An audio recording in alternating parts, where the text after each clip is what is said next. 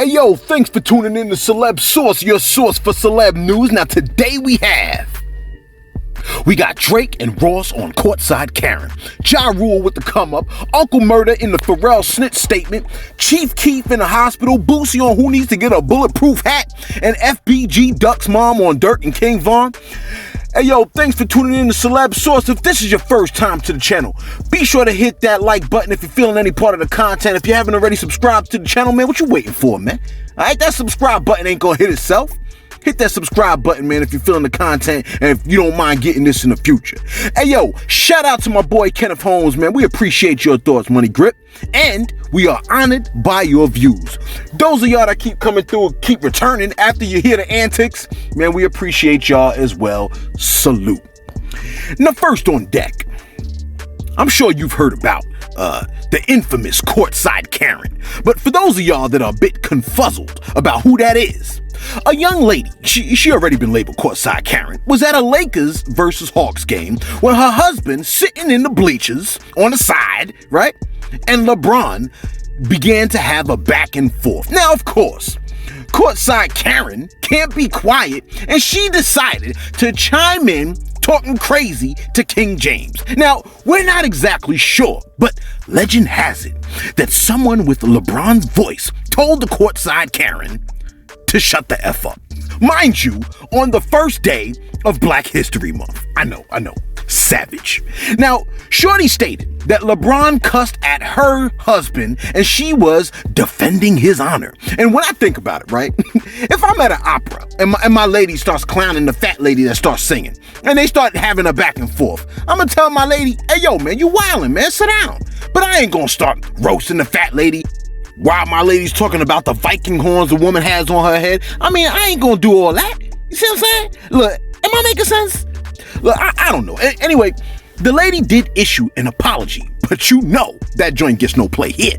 Now, not only has she been officially crowned courtside Karen, but Drake stepped in on behalf of His Highness and stated, quote, "She off that season ticket holder's mojito," close quote, letting us know his assessment concerning the situation was, lady, you're drunk. Now, if Drizzy getting on you ain't bad enough, Rose came through and licked off a shot from courtside talking about, quote, "Oxygen actually travels through her nostrils." Applause at King James, close quote. And of course, King James himself made an official pronouncement talking about, quote, "Courtside Karen was mad with laughing emojis." Close quote. I guess we could officially declare courtside Karen a proud sponsor of the NBA. Now, this guy right here is on a roll. Not only did my man break down what was going on with the Robin Hood stock that you missed out on, you know you could have made like a bunch of millions off of that, right? Well, Ja Rule has now proudly let us know that he is officially a Harvard grad. I have a newfound respect for this dude.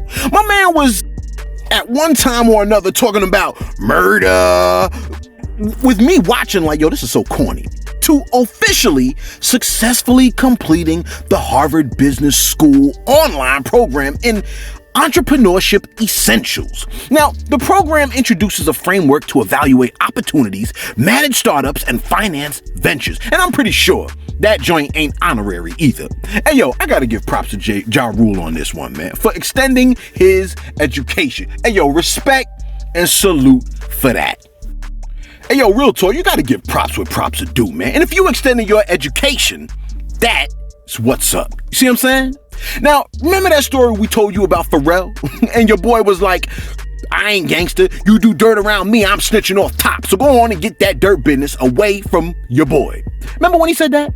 Look, I want to say he said it to Nori, right? Well, Uncle Murder has decided to drop in on Drink Champs to speak on the Pharrell issue, talking about how he was more than happy to snitch and his decision to drop a dime on would-be dirt doers.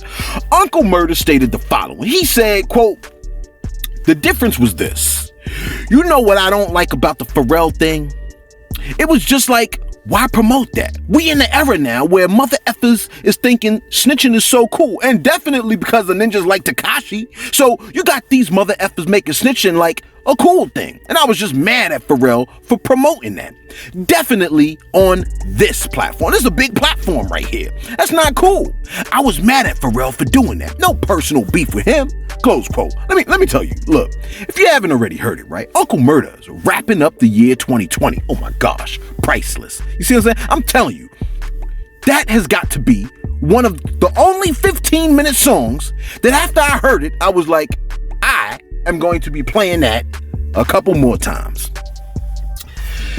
Now, in case you haven't heard, Chief Keef has been hospitalized. Now, we don't know exactly what for, but photos were posted of him in the hospital on the gram with an IV in his arm. You like HIV?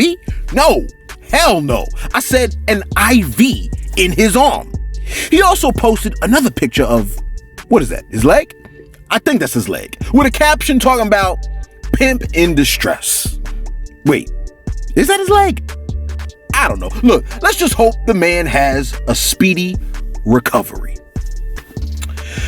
Now, we informed you a few weeks ago when your boy was angrily storming out of the Oval Office with his book bag and his lunchbox, and he was handing out pardons like herpes at a celeb-fueled after party in Atlanta.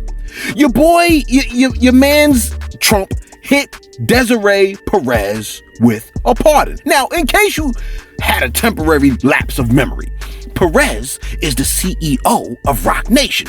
Now, BOOSIE found himself being interviewed by Vlad when Vlad explained to him how Perez was pardoned after snitching. And BOOSIE responded by saying the following. He said, quote, "She got pardoned?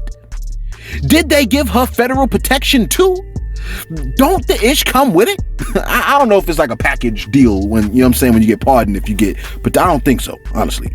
But anyway, he continued to say, don't the ish come with it? They just gonna pardon her and let her out of jail to get smoked? I mean, I don't think that's their intentions, BOOSIE. Now, Vlad let BOOSIE know that she's been out for years, man. To which BOOSIE replied, that ish don't ever stop. Like, they gonna pop her mother effing top. Close quote. What kills me is this. I want to hear BOOSIE say that in the interview, but I can't bring myself to play a vid from Vlad. So it's a no for me, dog. I can't hear it. And finally, a YouTuber by the name of King AK-47 was one of the first people to drop breaking news stories of FBG Duck's death and the comments of his mother concerning her son's death. Now, I never lost a child, right? But I could only mildly imagine the pain a mother has to feel when she has to bury her son. Generally, it should be the other way around. Now, what makes the grief worse is when the parent has to bury their child, not because they die of sickness, but when they are in particular murdered. This is compounded when the situation involves potential childhood friends. Can you imagine the 9-year-old that is a classmate to your 9-year-old turns into his killer or is connected to his killer 10 years in the future? I'd be thinking about stuff like that, you know what I mean? Anyway, King AK-47 released a message from FBG Duck's mom. Yo, take a listen. You sacrifice Von. Durk been said, and now you want to act like you so Von crazy. Everybody that be around your whole ass die. Shano, Nunu, put on, die, dude. What is to you? What's to you? His number. Another receipt. I can call him right now, but he don't want to get him because he just coming in his life and he don't want to be acting like, but he need to get him because the feds finna get his ass. Now, to say Lil Durk in particular sacrificed King Von, look, in my opinion, right, it's a far cry from what we saw happen the night that Von was murdered. Honestly, right? I think what we heard and saw was a mother still grieving over her son who was murdered not even 6 months ago. He died on August 4th, 2020. Today is February 3rd. Let's keep in mind, right? Anger is the second stage of grief.